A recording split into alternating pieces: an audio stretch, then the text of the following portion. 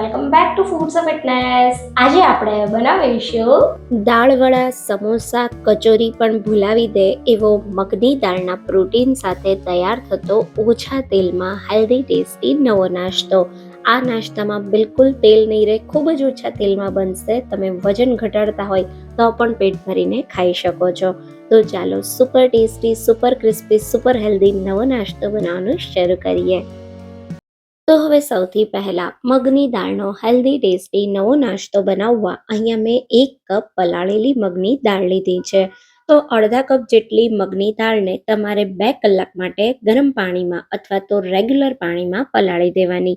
દાળનો દાણો આ રીતે સરસ તૂટવા માંડે, સારી રીતે દાળ ફૂલી જાય ત્યાં સુધી તમારે એને પલાળવાની છે. નાસ્તો સવારે બનાવવો હોય તો દાળને તમે રાત્રે પલાળીને પણ રાખી શકો છો. હવે આપણે આ દાળને ક્રશ કરવાની છે. તો દાળમાંથી બધું એક્સ્ટ્રા પાણી કાઢી અને દાળને મિક્સર જારમાં ઉમેરીએ. બિલકુલ પાણી ઉમેર્યા વગર અધકચરી એવી દાળને પીસી લેશું.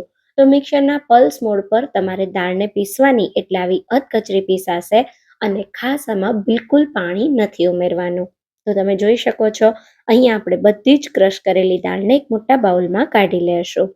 હવે આમાં થોડા શાકભાજી, તો 1/4 કપ જેટલું બારીક કાપેલું કેપ્સિકમ, 1/4 કપ જેટલી ઝીણી કાપેલી ડુંગળી, 1/4 કપ જેટલું ઝીણું કાપેલું ગાજર, 1/4 કપ જેટલા ઝીણા સમારેલા લીલા ધાણા, અડધી ચમચી જેટલો મરી પાવડર, અડધી ટીસ્પૂન જેટલો હળદર પાવડર, 1 ટીસ્પૂન જેટલો લાલ મરચું પાવડર, 1 ટીસ્પૂન જેટલો ચાટ મસાલા પાવડર અને 1 ટેબલ સ્પૂન જેટલો આમચૂર પાવડર. જો આમચૂર પાવડર ના હોય તો લીંબુનો રસ લઈ શકાય.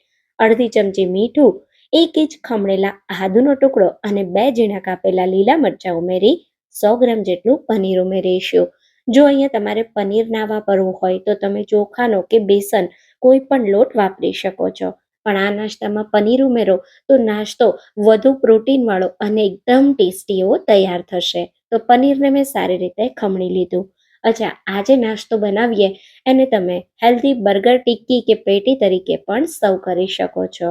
તો હવે બધી જ વસ્તુને આ રીતે આપણે સરસ મજાની મિક્સ કરી લેશું. બધી જ વસ્તુને સારી રીતે મિક્સ કર્યા પછી અત્યારે મિશ્રણ મને થોડું હજી ભીનું લાગે છે, તો આ સ્ટેજ પર થોડા બાઇન્ડિંગ માટે હું 2 ટેબલ સ્પૂન જેટલો ચણાનો લોટ ઉમેરું છું. ચણાનો લોટ ઉમેરવો બિલકુલ ઓપ્શનલ છે, પણ થોડો ઉમેરો તો ટેસ્ટ સારો આવશે અને થોડું બાઇન્ડિંગ પણ મળશે. હવે બધી જ વસ્તુને આપણે સારી રીતે મિક્સ કરી લેશું. બધું સરસ મિક્સ થઈ જાય એટલે મિશ્રણ તમે જુઓ આ રીતે સરસ બાઇન્ડિંગ આવી જાય એવું તૈયાર થઈ ગયું છે. તો હવે આ રીતે આપણે તૈયાર થયેલા મિશ્રણમાંથી આવી મીડિયમ સાઇઝની ટિક્કી બનાવી લેશું. ટિક્કીની જગ્યાએ તમે કટલેસનો કે પછી તમને ગમતો કોઈ પણ શેપ તૈયાર કરી શકો છો. અચ્છા, જો પનીર નથી ઉમેરવું તો તમે બાફેલા બટેટા પણ આ નાસ્તામાં ઉમેરી શકો છો. તો આ રીતે એક કરી અને અહીંયા મેં બધી જ ટિક્કીઓને બનાવી લીધી છે. આ ટિક્કીને તમે ડીપ ફ્રાય, શેલો ફ્રાય કે ખૂબ જ ઓછા તેલમાં એર ફ્રાય પણ કરી શકો છો. તો અત્યારે આપણે ખૂબ જ ઓછા તેલમાં આ નાસ્તો તૈયાર કરવાના છીએ. 20 નંગ જેટલી ટિક્કી બનીને તૈયાર થઈ છે. તો હવે અહીંયા આ ટિક્કીને શેલો ફ્રાય કરવા માટે ફક્ત આપણે 2 ટેબલ સ્પૂન જેટલું જ તેલ વાપરવાનું છે.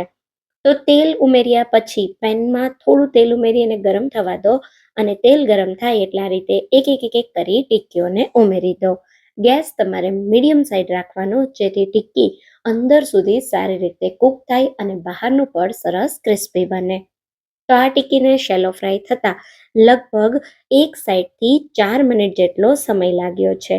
4 મિનિટ પછી આ રીતે ટિક્કીની સાઈડને આપણે પલટાવવાની.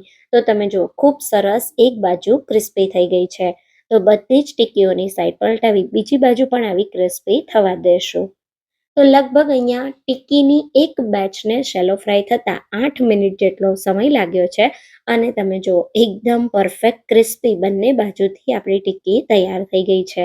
તો તૈયાર થયેલી ગરમ આ ટિક્કીને આપણે પ્લેટમાં કાઢી લેશું. મેં જેમ તમને કહ્યું એમ તમે આ ટિક્કીને બર્ગર પેટી તરીકે પણ વાપરી શકો છો. તો તૈયાર છે આપણી એકદમ હેલ્ધી ટેસ્ટી મગની દાળ અને પનીરના પ્રોટીન સાથે તૈયાર થતો નવો નાસ્તો, જે તમને દાળ વડા, કચોરી, સમોસા પણ ભૂલાવી દેશે. તો હવે બાકીનું જે તેલ બચ્યું છે એમાં બાકીની ટિક્કીઓ ઉમેરી એને પણ આવી સરસ ગોલ્ડન બ્રાઉન અને ક્રિસ્પી તૈયાર કરી લેશું. ગરમા ગરમ આ ટિક્કીને ટોમેટો કેચઅપ કે કોથમીર મરચાંની ગ્રીન ચટણી સાથે સર્વ કરો, તમને બહુ જ ભાવશે. ટિક્કી તમે જુઓ, બિલકુલ તેલ નથી અને એકદમ ક્રિસ્પી બની છે. એકવાર ટ્રાય કરજો, તમને બહુ જ ભાવશે. અને આવા જ નવા વિડીયો જોવા મારી ચેનલને સબસ્ક્રાઈબ ના કરી હોય તો સબસ્ક્રાઈબ કરજો. રેસિપી ગમી હોય તો વિડીયોને લાઈક કરજો અને વધારેમાં વધારે શેર કરજો. તો ફરી મળીશું એક નવા જ વિડીયો સાથે. ત્યાં સુધી થેન્ક્સ ફોર વોચિંગ.